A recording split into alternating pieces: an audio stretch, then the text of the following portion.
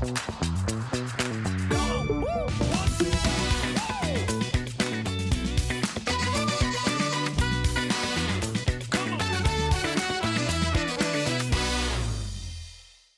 House of Tresind presents Table of the Week with Pallavi Talks.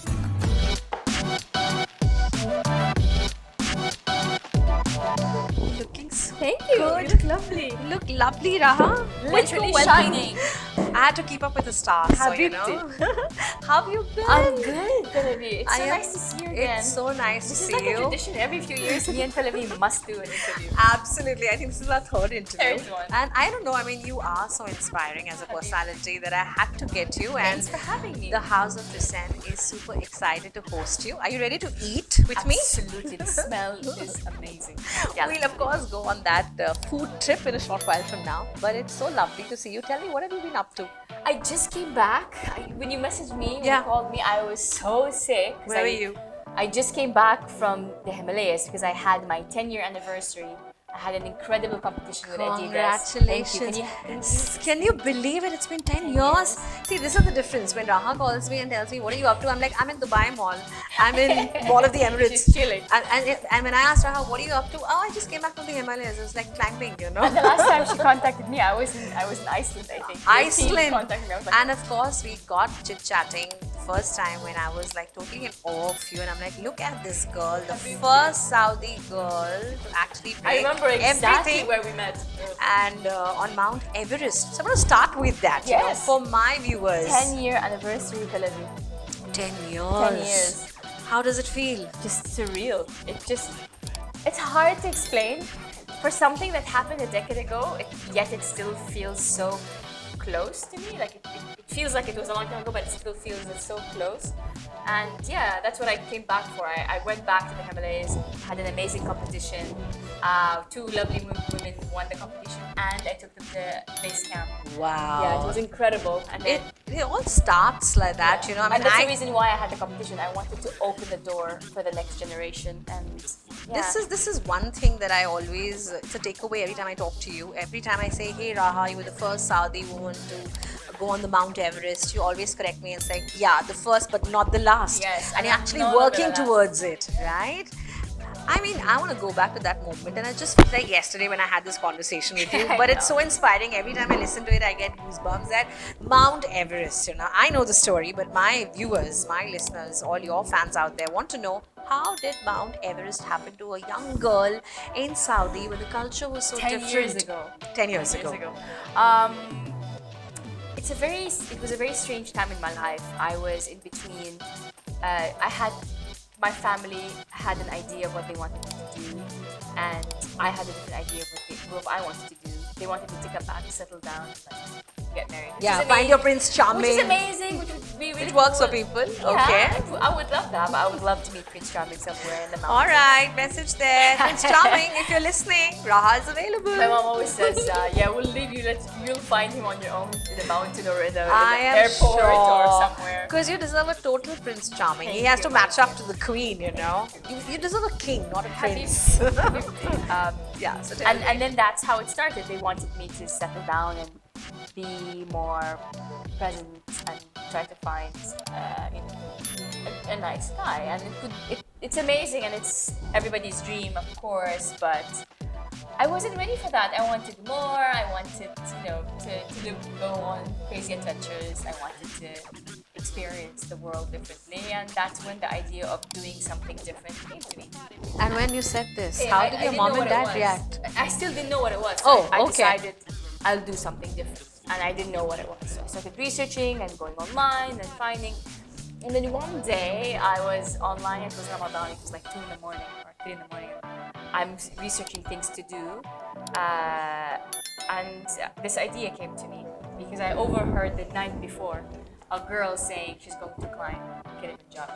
Oh. And when she said that, I'm like, that's so cool. So I started researching about Kilimanjaro. And while I was researching, a little box came up and it says, we're live. Let's chat. A company that takes people to. So I started chatting with this box, and it turned out this person was a lady as well. Her name is Marwa Fayed, God bless her soul. Yeah. We lost her. lost her a few years ago.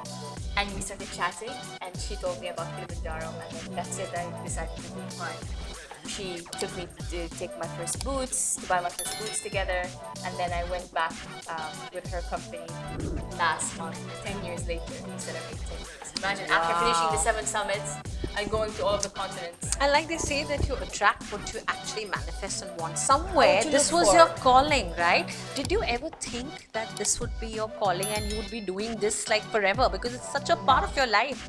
No. Did you ever think like that? Never in a million years did I imagine I would one day be an athlete, a personality, a public figure, a media personality. Because after that, I went into TV and media And motivational and speaker. motivational Yeah. and brand Yeah. ambassador. I never imagined it being years. How does it feel? So fulfilling. And what's the sign? You know, a lot of people watching you, a lot of young girls watching you. What's that thing that you want to tell them that sort of changes your life forever? Like you went after it, right? No matter what. And you convinced your parents, your culture, and today everybody knows Ram or Raghu, and that'll go down in history. The first Saudi I woman still to can't believe climb it. It's been the a Mount decade. I Everest. still can't believe it. What's that one takeaway that every girl should take away from this talk with you? I think a lot of us are too afraid to start something new because we're afraid of failing. We're so Said it. afraid of being bad at something, or we're afraid of failing. And especially as women, we get a lot of pressure Yeah. to be perfect and to do well. And so I think accepting that failure is part of the process, and it's a tax you pay life, and it's not shameful. The only shame is in giving up and not trying something. That is an aha I moment. think that's when you realize You said that. it, yeah. Because if you do fail, then it's okay, you've tried. I would rather fail 100 times than not try it once. So I just feel like a lot of people have amazing potential, but they're always so afraid. So don't be afraid of failing. Fail and then get up and move There's a again. difference between failing and failure. So if you fail, it means you can learn and you get up and you try something new. A failure is giving up. And those are two distinct things. So I think a lot of people don't even try out of fear of failing. They're like, I don't want to be, Listen, you grew up in an atmosphere where women were sort of, were supposed to function a certain way. Like we were just talking about finding a Prince Charming at a certain age. Everybody does it, right? like a typical kind Typical, of... yeah, typical. But you really went out of your comfort zone. Like, women say, hey, I'm going to the spa, I'm planning a push. holiday. And you were attracting the kind of situation when you even when you were following somebody who's going to Kilimanjaro, somewhere you had that rock star attitude of doing something different, I'm like, right? oh, that's cool. I want to try it. Yeah. When you were actually climbing the Mount Everest, were there moments where you were like, what am I doing? I want to give up. Oh, this is too much. I don't want to lie, and I have to say the truth, because sometimes you wake up and you're miserable, especially when you haven't showered for God knows how long. You're outside your comfort zone, you're aching, you're stinky, you're tired. Yes. You can't be your feminine self, You, right? you do feel run down, but I never ever felt that I regretted being up there. I never felt that with all the pain that I went through, I never felt regret. I felt sometimes that I was miserable, but every time How many days were you there, It Raha? depends on the mountain. So for example, some of them are a few weeks, some of them are a few months. And what did you do in between? Like, people like surf on their mobiles or watch TV. What did you do? You don't really have connections. Yeah, but and what do you you can't do? use the phone because Exactly. you run out of battery. So what did you do? I want to know. Work on your mental strength. I like to listen to a lot of audiobooks, for example, which is a great way to pass time. I like to listen to audiobooks.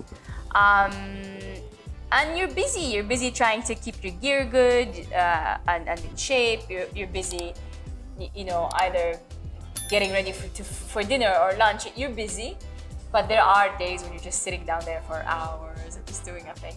You need to have a very strong mind in order for you to survive boredom. I know. You get so bored. We're so used And we're to so this. used to being pampered, and we want instant gratification. And there was a time where your patience must be Absolutely. tested. You get like- But there are moments when you were like, oh God, because you actually went on a very dangerous expedition. You've been to so many expeditions. Yeah, I've done something like 14 or Wow, 16. wow. Expeditions. So were there moments where you were like, oh my God, what if something were to happen to me? Absolutely. And you have to be at peace with yourself. So there was one night I was in my tent and there was a storm and there was like ice fall and it was horrible. And the first couple of nights I was like, we don't even get nights because it's 24 hours sun. The first few times I slept, I was like, oh my God, what's gonna happen? Oh my God, am I gonna die? And then the second week I was like,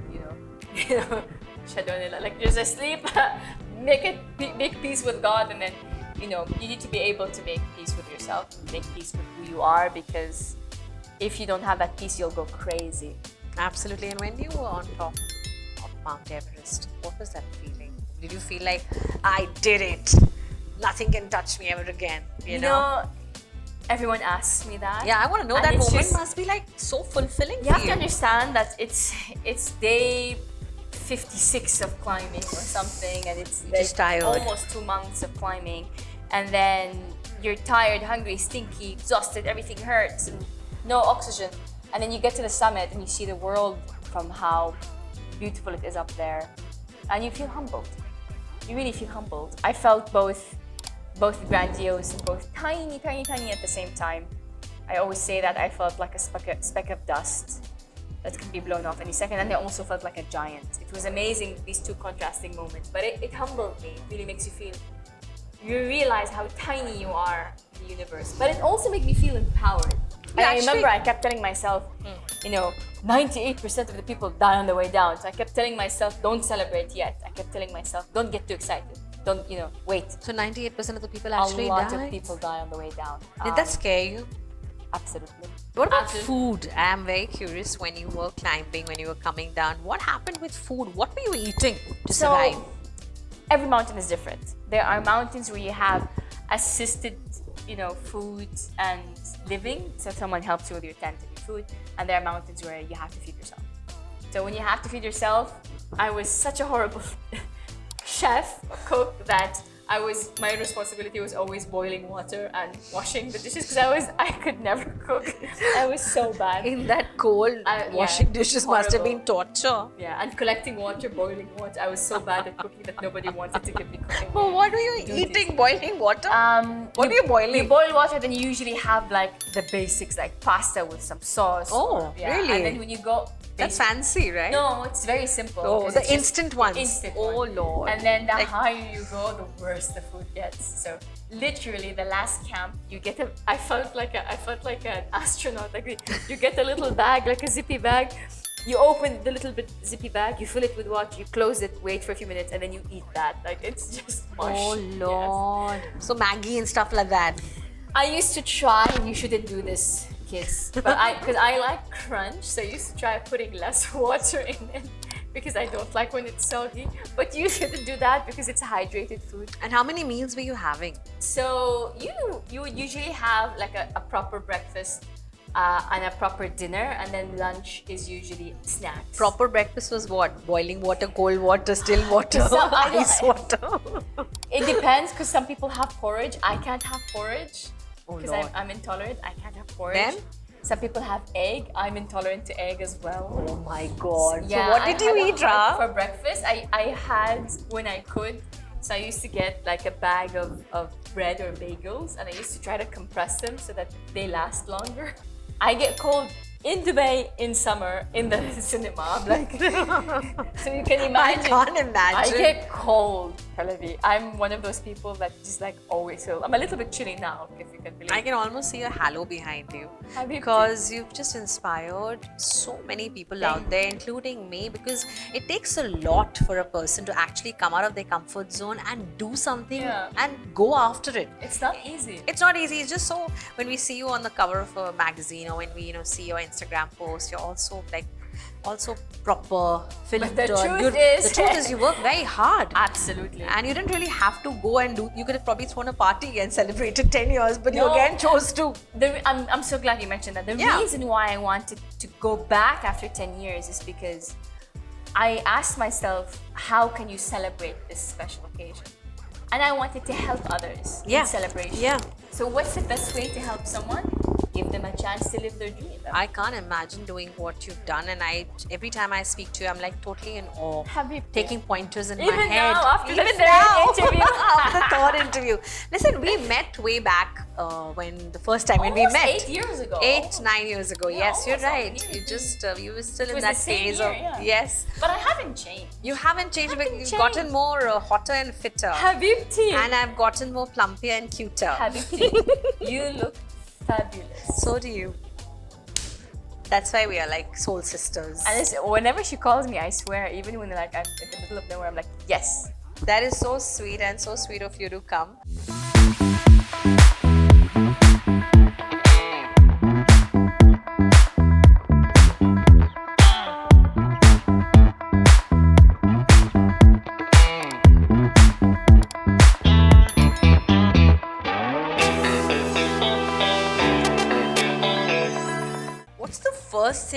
What is the first food item she binged on? Did she eat a lot? Fries. Did she order a lot of food? Fries. Fries, huh? Definitely fries. I love fries. So, this is all Indian food. Oh, it's so good. House of Tresind is known for their presentation. I love the How we presentation and the present. colorful. The colorful, right? Binge. And This is so good. Try that. what is? Oh, that's yogurt, hung curd, right? Right, Abhijit? That's so good. What's your favorite dish to have? Traditional dish? Being an Indian, I like my basic. We have dal chawal at home, which is like lentils Dal. and rice. I like basic Indian food. And I'm a vegetarian. I don't eat meat. Really? Yeah. You won't believe what's my favorite Indian dish. Tell me. You won't believe. Butter chicken. Yeah, okay, but it's not my favorite. Wait, let me guess. You Dal won't- makhani. Nope. Okay, give me some clues. Close. Paratha. Naan. Close. Rumali roti, paratha, chapati, dosa. Dosa. Dosa is my favorite Indian food. I can eat like 10 dosa. It's like a It's air. rice pancake. I love it. Right? And it's And very when light. it's done right and it's raw and it's big with the white coconut chutney. I love dosa. Which is a probiotic, by the way. It's so good. The It's so dosa good. is so good. Have you tried idlis? It's the same fermented rice, which is steamed. It's even Really? healthier than dosa. I'll I try can it, have 'cause idlis I all like the how time. crispy it is. So India, chaat is something which is like a spicy, what do I say, indulgence for us Indians, Is it a starter? It is a starter, but history can be written about chaat. It's called chaat. It's called chaat, and it's a mix of like yogurt and savories and coriander and tamarind. It's got a lot of It's flavors. really, really good. A bit spicy. It for hits but you. So Yeah, good. it's a bit spicy for But you. so good. So good, yeah. Listen, we have something really nice that we prepared from the House of Tresind. But before I give that to you, I'm nervous. I won't tell you to go on the Mount Everest again. nervous. I'm gonna blindfold Oh you. God. Okay, I'm gonna blindfold you and take a guess on certain food items, since this is the first food podcast that we are making here I at the have House to of guess what the Tresind. food is. Yes. You're talking It's to so- someone that can barely cook. Okay. Listen, it's so easy. Okay. Are you ready? Can you see? Can you see anything? Are you ready? Is it one dish? Wait. Don't kill the mystery. Okay. And Are you? Is it here? Do I? Do no, this? wait. When I say your time starts now. Oh Okay? no! I'm horrible at cooking. You don't have to cook. Okay, let's just get rid of the fork. I want you to use your hands. You want me to use my hands? No. Okay, 1, 2, 3, go. That's the first thing. No cheating, huh? You're allowed to smell. I can smell it? Yeah. Oh, it's a dough. Oh, you got it. It's a dough, right? Okay, it's a dough. Okay. All right, well done. Woohoo, talia. Woohoo. Yay! Okay, bravo. Okay, now. It feels weird. Okay. Yeah, you didn't even dig in. You were like digging in with the I'm fork. nervous. No worries. Okay, now the second item, you have to feel it with your hands. I promise you, it's not something which Is is it icky? No, it's not icky. Can I smell? Yeah, you can smell. Go ahead. Oh, I know what this is. I know what this is. I don't know the name. Grumful. Crumful. It's even got a herb version which is green in color. We put it in salads. Is it rye or thyme? No, it's not rosemary. No, Grumful. no. Grumful. It's. I'll give it to you. It's coriander seeds. Grumful. No? What? It's coriander seeds. Oh no, I would never know that. Okay. It smells like crumful. Okay, you did well. You tried. Okay, now on to the next. Are you ready? No. Come on, take it, warrior princess. This is the one. Hold it. Hold it. This is a whisk. All right. Clap for her. Clap for her. She got it Mama, right. I know what this is. It's a whisk. Okay. Well done. Take this. Touch. Where's the fork? What are you trying to do with the want the text- Smell it. Smell it. Batata. Okay, yeah. We call aloo. Potato. Batata. Okay. Batata. Yes. Well done. Okay. Well done. Okay, and now something which I think will be easy for you to guess. Yeah. Okay, is it sticky? No, it's not sticky. Smell it. Oh, that's That's what. yeah. It's what? The red one. Yeah. They were really expensive. Iran sell it. Yes. What is it called? Saffron. I knew it. Let's clap for her. I just had a freeze in my. You are doing so well. Sorry for the torture. Saffron. That's yes, why and I'm like, saffron. there's a Yes. Z, but the Z is in Arabic. Yeah. Okay. Okay, last but not the least. Okay. Especially for you. Khas. Khas. Cabbage. Cabbage. Yes. No. Yes. It is a cabbage. No, It it's is- not a cabbage. It is. It's lettuce. It is lettuce. It's I thought I could trick you. Trick you. It's lettuce. You did so well. Am I done now of torture? Yes. Congratulations. This is what I win. Thank you. Now, do you know what these are? These Is it are. gonna help me be a great cook? A great chef? It'll get you help your Prince Charming. You just say, I made it for you, darling. What is that? Is that These are chutney? pickles. Okay, that's a mango. Just smell it. This is especially from the house of Oh, Tresind. this is so good. Smell it. Was I poking the potato? Can we get the dough, please? The dough. I want to show you what you've done to the dough. The poor dough was like, no, leave me alone. Was I poking the dough? Smell this. What is this one? I love. I think this that's one. mango. This is mango And chutney. if you smell this, you start feeling hungry. I bet you will. See that what it does to your taste buds.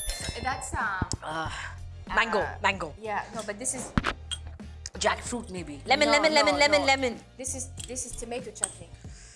She's made it into chutney. This is Not specially prepared for you, Raha.